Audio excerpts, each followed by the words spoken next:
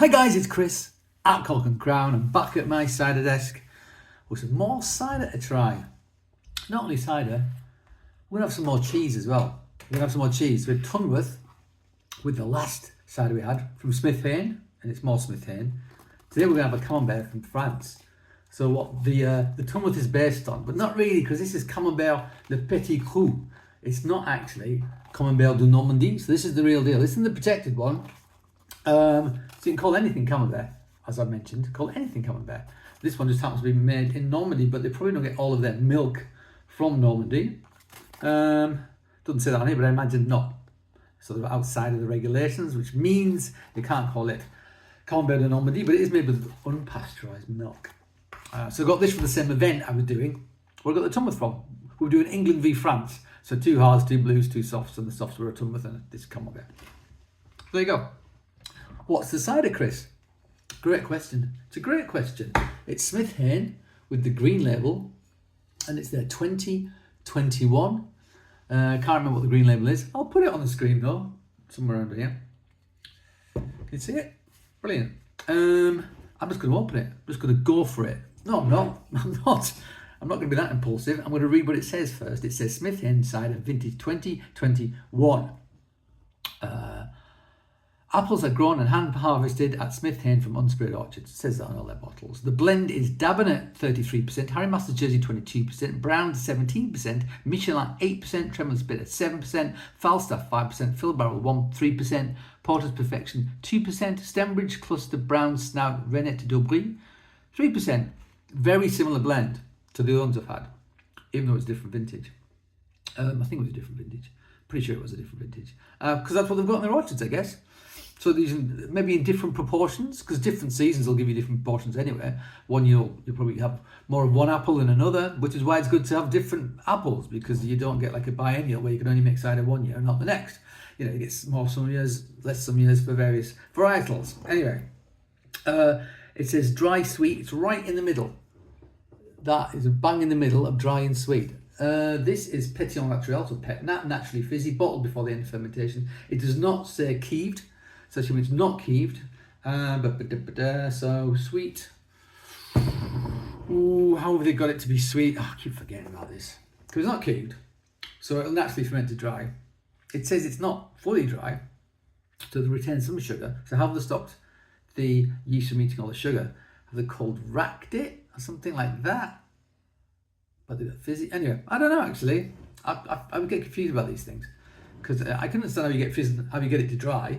I understand how you get it to sparkle, but getting it to sparkle and be sweet, so the yeast don't eat all of the sugars, that's the problem, that's the hard bit. You have to either keeve or cold rack or pasteurize or add sulfites or different things to do it.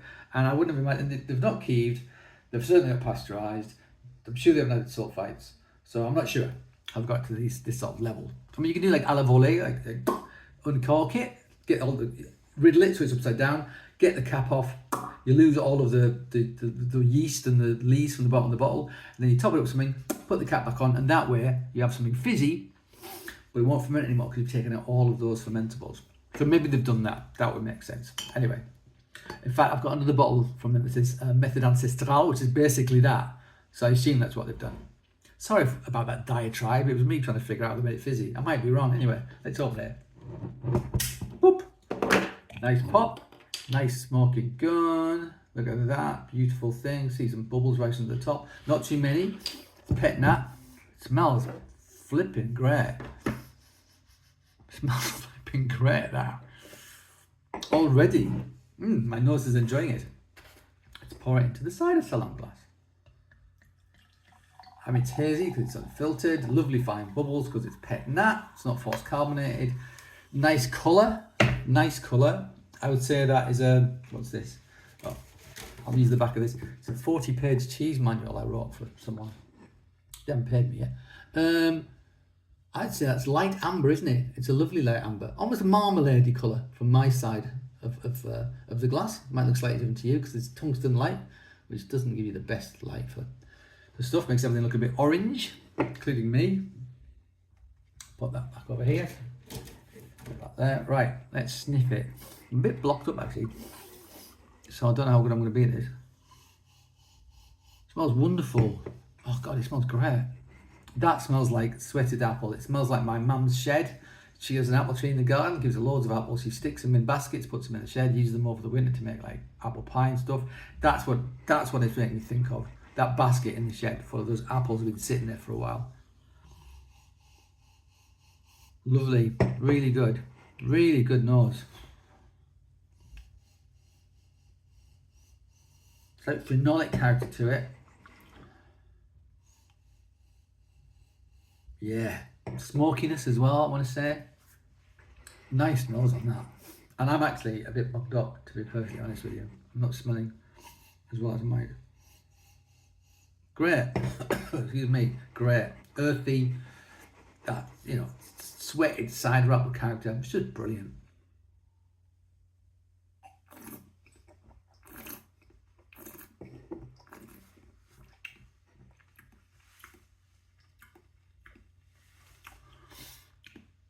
It's nice. It's nice. I mean, it's a medium, but it's a sweet medium, I'd say. I don't know if I'd put it bang in the middle, but, you know, it's personal taste, isn't it? It might be kieved. Doesn't have the tart sort of character that you get with kieved ciders. So my feeling would be more like cold racked or you know, a method and style. I love how you get the stuff out that way.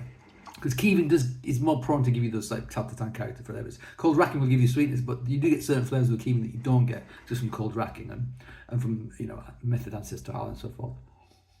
It's more of a pure apple character, but like oh man,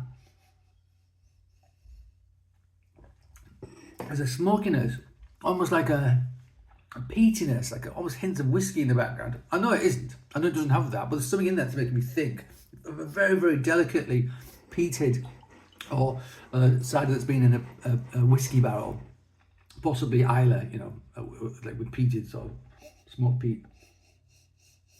Yeah, it's great. That smokiness is great. What a lovely cider. What's the ABV? We don't know, Chris. Well, I'll find out then. 5.5%. Yeah, so it ain't kieved. It ain't kieved. It'd be lower than that if it was kieved for sure. Great. It's really nice. It's really nice. So I have it with some cheese. Go on then, Chris. Okay. So, if you watched the last episode of the show, which it isn't, it's not a show, it's me with a mobile phone sitting in a room, you might have seen the Tunworth, and I said it was better than this because it was riper, it'd been aged for longer, and it had broken down more in the middle. Don't even see that. See that chalk line across the middle? And so it's gooey around the edge. So the mould on the outside is releasing enzymes, it's breaking down the paste, it's making it softer, it's lowering the pH, making it less acid, it's releasing flavour compounds. In the middle, where it's still chalky and firm and acid, it hasn't happened yet. That's why these didn't get right from the outside to the inside. So, and the mould on this, if you look at it, that's much more uniform white than we saw in the Tunworth. That looks more like a laboratory inoculated cheese, as in they've bought the white mould and they've stuck it on the cheese, and that's what's basically going to happen. And I feel like they make it with raw milk, but I feel like they're probably a pretty big producer, because this looks sort of, this rind makes me think industrial. Certainly this side is quite thick. It feels like it's going to get stuck in my teeth, and it shouldn't. The paste and the rind should almost be one. It shouldn't be like mould, which you can almost peel off like it's a banana, and then like the paste in the middle, you know, the cheese itself. Right, I've got a proper cheese knife, which I never use. I mean, these things are kind of useless, but it's the first thing I could get hold of. It does have that sort of subtle cabbage, garlicky sort of character to it on the nose. It really does. So it smells like it's used proper starter culture, it's like a proper French brie. However, I think I'm getting sort of mushroom character from this mould. You know, mould, you know, it's a fungi. Mould is a fungus. It's a fungi, like a mushroom. So it smells like the same, basically, just a different strain. And now I'm getting a bit of that mushroomy character that I associate with these thick white rinds. Anyway, let's try it.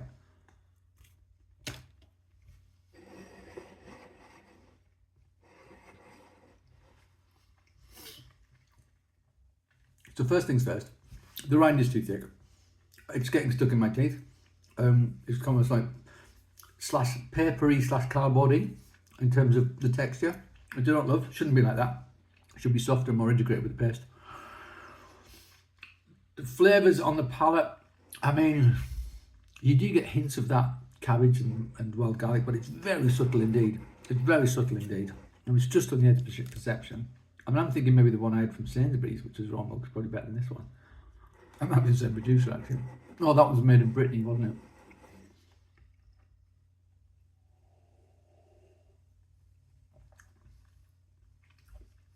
it? It's okay. It's okay. This is a bit bland. You know, this trounces it. This is much more exciting than this. This is fine. If you want to just snack on a bit of cheese, it's fine. It's all right. Yeah, you can probably stick it in the oven and bake it, get more out of it, actually, in terms of flavour. But yeah, this is a far better product than this.